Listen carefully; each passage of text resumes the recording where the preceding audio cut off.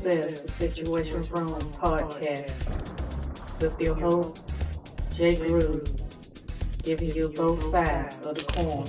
This is J Groove from the Situation Room podcast. I'm gonna do a little story today. I know a lot of you is having to make a decision, based on your job with new policies and mandates.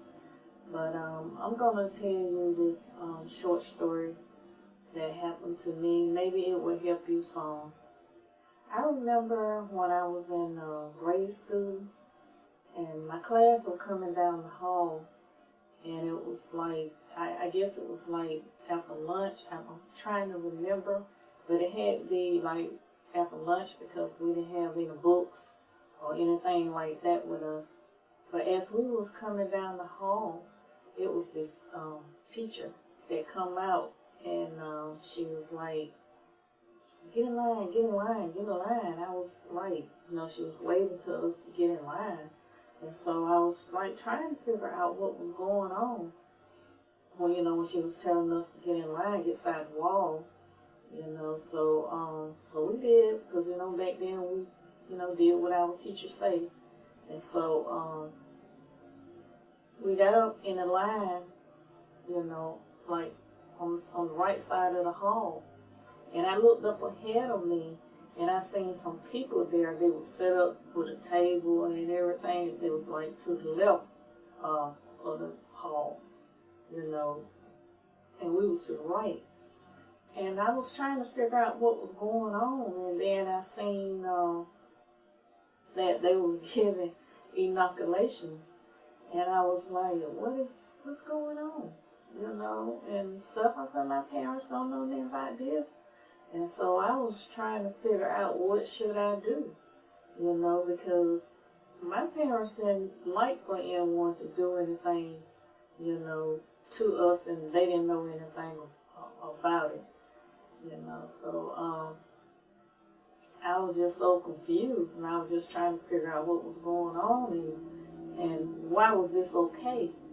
And so I was in line, and I was just debating on what should I do.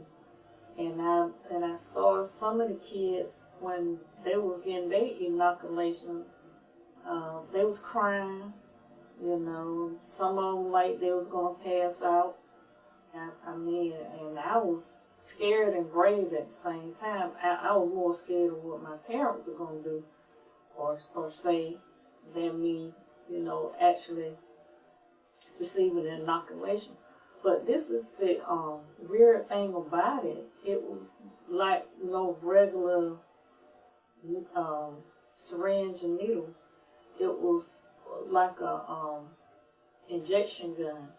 That's what they had. They had something like an injection gun, and I have never seen anything like that before.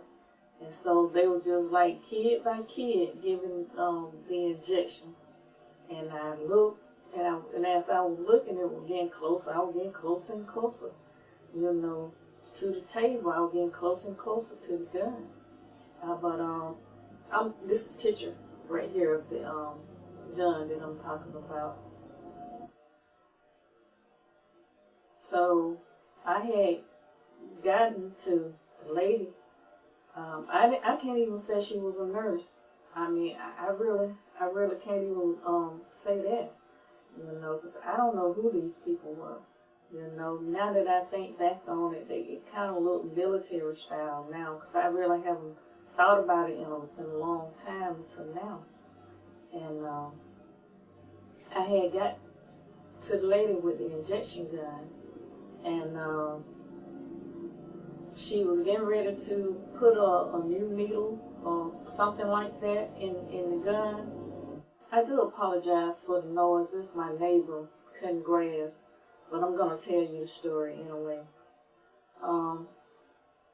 She was getting ready to put either a needle or something in the injection gun, and as she did, to give me the injection, and as she did that, I kid you not, the gun jammed. It jammed. It would not operate. it completely jammed. And she began to fidget with the gun to try and get it to work. And she could not get it on jam. She could not get it to work. And then she reached over to the other lady that was beside her and told her that she couldn't get the gun to work. So the lady had got the injection gun, and she tried to get it to work. It would not work. It had totally locked down. It would not work. And so I was looking at them, and they was looking at me, and they told me to go head on and go on. And so I did, and I didn't look back. I walked straight to my class. I didn't even look back, but it was just on my heart how the other students was affected by it. And it just kind of always stayed with me. But after I graduated, I began to notice that, I was losing some of my classmates, when not by accidents or anything like that. It was by natural causes. And I always wondered, did that day have anything to do with it? I always wondered that. So I don't know, but the point that I'm trying to make is that God will protect you, because He knows your heart, and He knows everything that you think, and He knows when something is out of your power and out of your control. And I know people have to take care of their family. They have to feed, clothe, and shelter themselves. And it's a messed up situation for a job to play doctor and God with someone else's life. They messed up. But I mean, if I found myself in that situation, I already know what I was, I probably would do, as an adult.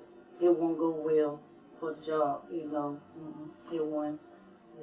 so that's why it's very, very, very important that you have to always be prepared for things unknown, such as this, so I know many of you, can't probably do what you're thinking about doing, but just ask God for that protection. And just like He did with me, He'll do it for you too. And I can understand that type of thing required for certain jobs, like jobs in the medical field where you be dealing with a lot of contaminant. But when you work in a regular job, you're not exposed to any contaminants on a basis like that, or do you deal with a lot of pathogens? So certain jobs, I do understand, why they may want to require that. But just a regular old job, no, I don't understand that. For one, you being nosy, and for number two, you dipping into people private medical business. And I think jobs and corporations should stay out of that, because if you own that gate for that one little thing, you own that gate for that, then you're going to be looking at a whole lot of other stuff they're going to want to know about you, So that's all I got to say on that subject, because like I say, it's a slippery slope. And once you own that gate, you just begin to look for a whole lot of other things that want to come through too. I remember one time the school had sent me some pills home, and my grandmama saw them, and she asked me, "What's that?" And I told her, it's just some pills the school had gave me. They said some vitamins. Her grandma, she like, "Give me those pills right now." And she took those pills and she threw them away. She just did not trust it. So that's why, like this story I'm telling you, and like how my mama was, so you have every right. You have every right to have certain reservation about certain things, and it's okay to ask questions that you don't know. If somebody can't answer your questions and they can't give you both sides of the coin and answer your question fully and with transparency, you don't trust that person. You just don't trust that person because they got something to hide. They have something to hide. Don't trust that person. I'm quite sure if I can dig deep enough and look back and do some research, I probably could find out that certain day at the school, what was that all about, because it still baffles my mind to today. So that's why when my kids was in school, I didn't allow them to get anything, like the little treatments and all that kind of stuff. I didn't allow them to participate in internet stuff either. I just didn't do it. I think that was my job to make those decisions and not no one else, because I'm the one that will have to deal with any consequences of what may happen behind it. I'm the one that have to deal with that. And I know some of you may be anxious and don't quite know what direction to take. I told you this story so that you can, like I say, pray for protection with whatever decision you make. And I hope it have helped you in some kind of way. This first time I just really ever told this story to anyone, so you all are the first to really hear it. And maybe God saved that for me, just for me to tell it now, because I never told it to anyone. So I'm hoping that this podcast has been a blessing to you and have helped you in some type of way. For whatever decision that you may have to make when it comes to the concerns of about your employment imposing certain new mandates on you that, like I said, they really don't have no business in dealing with. Because like I said, they're not in the medical field or anything like that where you deal with contaminants and pathogens on a daily basis. They have no business, and I'm gonna stand on that. They just really have no business. And like I say, you don't want to open that floodgate, because then they want to know other stuff about you. Then you have to be exposing your entire medical record. That's what happens. You give an inch, then they want to take them out. That's just how it is. So you don't want to do that. This has been J Groove, the Situation Room podcast. See you next time.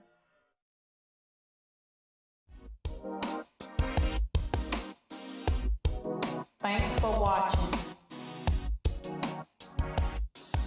Be sure to subscribe to the channel. Click the notification bell for new uploads.